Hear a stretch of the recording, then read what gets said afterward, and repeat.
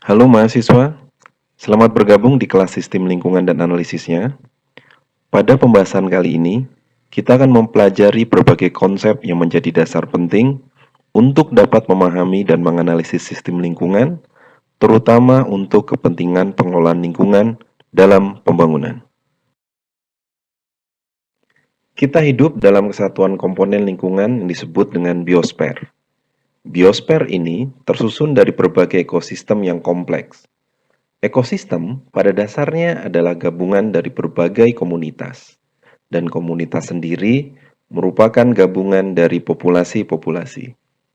Dari rangkaian kesatuan ini, kita dapat melihat bahwa sebenarnya lingkungan yang kompleks disusun oleh bagian-bagian yang bersama-sama membentuk sistem lingkungan. Apabila kita melihat individu yang menyusun populasi, maka individu-individu ini juga merupakan organisme yang tersusun sebagai satu kesatuan dari berbagai sistem kehidupan. Sebagai contoh, gajah terdiri dari berbagai sistem tubuh. Sistem tubuh gajah disusun dari berbagai kesatuan organ, dan organ-organ ini disusun dari sistem jaringan. Sistem jaringan sendiri terdiri dari berbagai sistem sel. Dalam sistem sel, terdapat kesatuan molekul yang terdiri dari kesatuan atom-atom. Dari fenomena-fenomena yang dibahas tadi, kita dapat melihat bahwa kompleksnya kondisi dan interaksi yang terjadi di lingkungan sebenarnya merupakan hasil interaksi antara berbagai komponen yang membentuk suatu kesatuan sistem. Sehingga untuk dapat menganalisis sistem lingkungan dengan baik, maka kita harus melihat bagaimana interaksi antar komponen-komponen ini terjadi. Interaksi antar komponen lingkungan dapat dipahami dengan melihat bagaimana komponen-komponen ini membentuk piramida ekologi. Dari piramida ini, kita bisa melihat kalau komponen-komponen yang ada di lingkungan berhubungan dengan membentuk suatu sistem dengan keteraturan yang unik. Keteraturan ini bisa dilihat dari piramida biomasa, piramida jumlah, dan aliran energi dari masing-masing level tropik dalam piramida tersebut. Pengelolaan dan pemanfaatan lingkungan tidak akan bisa dilepaskan dari sistem yang tergambar dalam piramida-piramida ini. Keterkaitan yang ada di lingkungan juga terjadi di lingkungan perairan seperti laut. Dalam contoh sistem lingkungan yang digambarkan dalam slide ini, hubungan bagaimana energi matahari dimanfaatkan sebagai sumber energi utama untuk kemudian dialirkan ke tingkatan trofik yang lebih tinggi digambarkan. Energi matahari dimanfaatkan oleh fitoplankton untuk kemudian dikonsumsi oleh zooplankton. Plankton yang bersifat hewani ini kemudian dikonsumsi oleh ikan-ikan kecil. Ikan-ikan kecil ini kemudian menjadi mangsa ikan-ikan predator yang lebih besar. Pada akhirnya, ikan-ikan besar ini akan ditangkap dan dimanfaatkan oleh manusia sebagai sumber energi. Pada rangkaian sistem lingkungan ini, kita bisa melihat intervensi kegiatan manusia pada sistem lingkungan.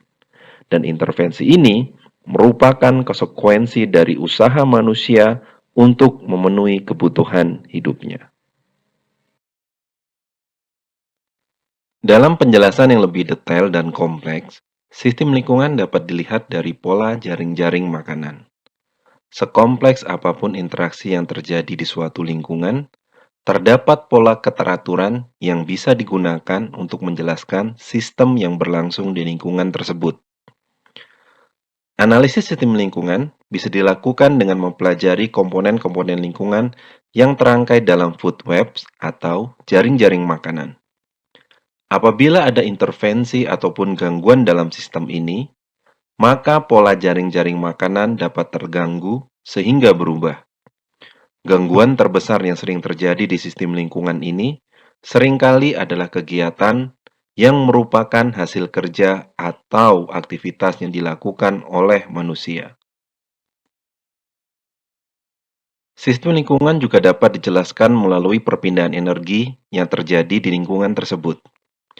Pada dasarnya, komponen lingkungan dapat dibedakan menjadi dua komponen besar, Yang pertama adalah komponen autotrofik, dan yang kedua adalah komponen heterotrofik.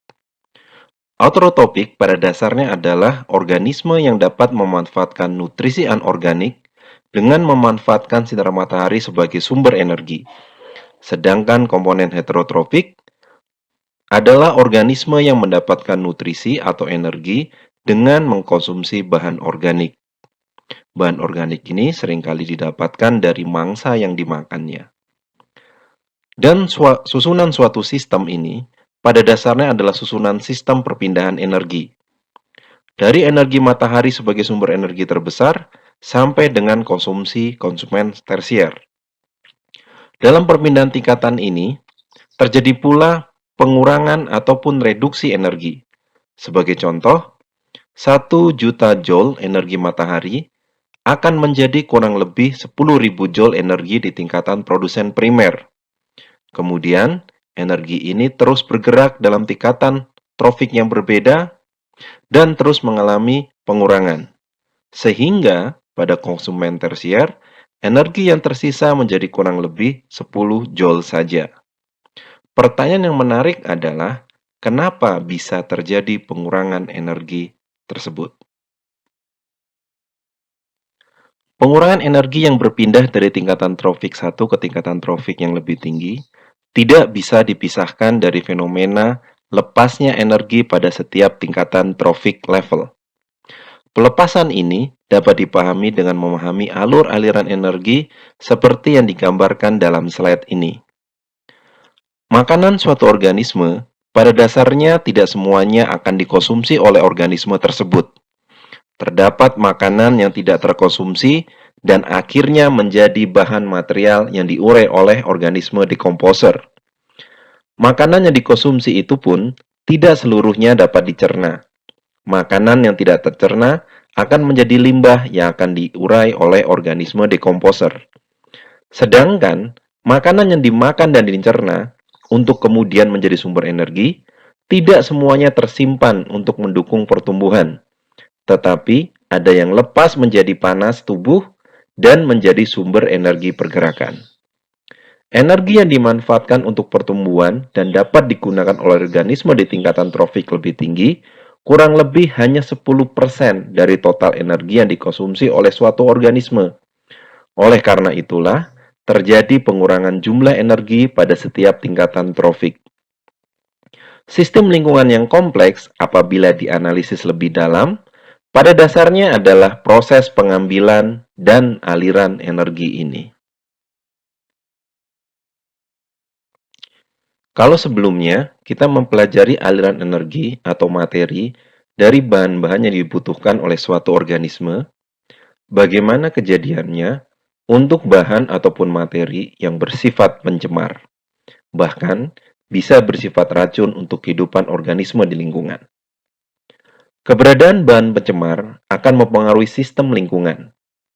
Bahan pencemar tidak hanya akan mempengaruhi kehidupan organisme di satu tingkatan trofik saja, tetapi juga akan mengalir melintasi tingkatan-tingkatan trofik. Sebagai contoh, diklorodipenyl trichloroethan atau dikenal luas dengan DDT. DDT akan masuk ke tubuh organisme bahkan dari trofik level yang paling bawah seperti plankton. Pada saat plankton dikonsumsi oleh organisme di tingkatan trofik di atasnya, maka DDT yang ada di dalam tubuh plankton juga akan ikut terkonsumsi untuk kemudian terakumulasi di tubuh organisme tersebut. Akumulasi ini menyebabkan penambahan kandungan DDT. Apabila DDT ini kemudian berpindah ke tingkatan trofik yang lebih tinggi, maka jumlah DDT dalam organisme di tingkatan trofik berikutnya juga akan bertambah. Proses bagaimana DDT berpindah dan terakumulasi di dalam tubuh ini disebut dengan biomagnifikasi. Bagaimana bahan pencemar berpindah dan menimbulkan kerusakan juga akan sangat berhubungan dengan sistem lingkungan. Sehingga, apabila kita ingin menganalisis pencemaran lingkungan, maka analisis sistem lingkungan merupakan pondasi dasar yang harus dipahami. Bagaimana bahan pencemar dapat mengganggu ataupun merusak sistem lingkungan juga dapat terjadi lewat rangkaian kejadian yang lebih kompleks. Masih mengambil DDT sebagai contoh, DDT digunakan untuk membunuh nyamuk yang menjadi penyebab malaria.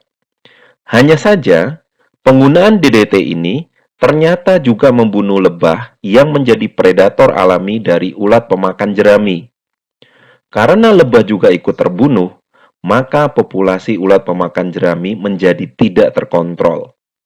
Pada akhirnya, ulat pemakan jerami ini menyerang atap rumah penduduk yang terbuat dari jerami.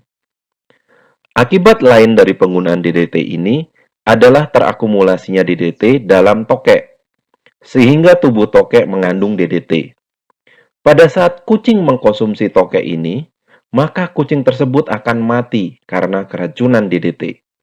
Dengan matinya kucing, maka tidak ada lagi predator alami yang mengontrol pertumbuhan tikus. Hal ini menyebabkan ledakan populasi tikus yang pada akhirnya memberikan banyak kerugian untuk kehidupan manusia. Pemahaman sistem lingkungan juga dapat dimanfaatkan untuk berbagai kegiatan yang menguntungkan kehidupan manusia. Salah satu contoh dari aktivitas yang menguntungkan ini adalah peternakan.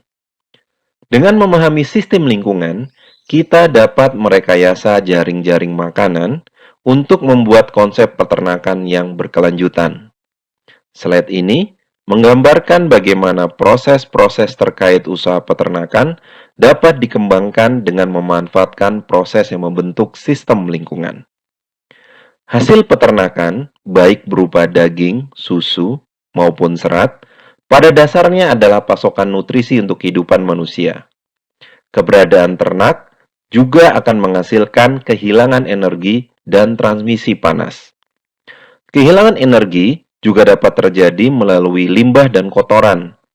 Tapi limbah dan kotoran ternak ini dapat dimanfaatkan untuk memproduksi biogas. Hasil sampingan biogas berupa lumpur biogas atau selari dapat digunakan sebagai pupuk alami untuk menumbuhkan rumput. Dan rumput yang dihasilkan dapat dikembangkan menjadi pakan untuk ternak yang dibudidayakan tadi.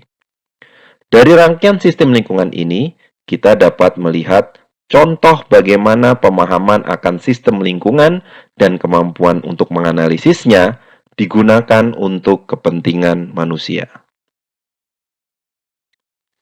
Pemanfaatan analisis sistem lingkungan dapat digunakan untuk menunjang pembangunan yang berkelanjutan.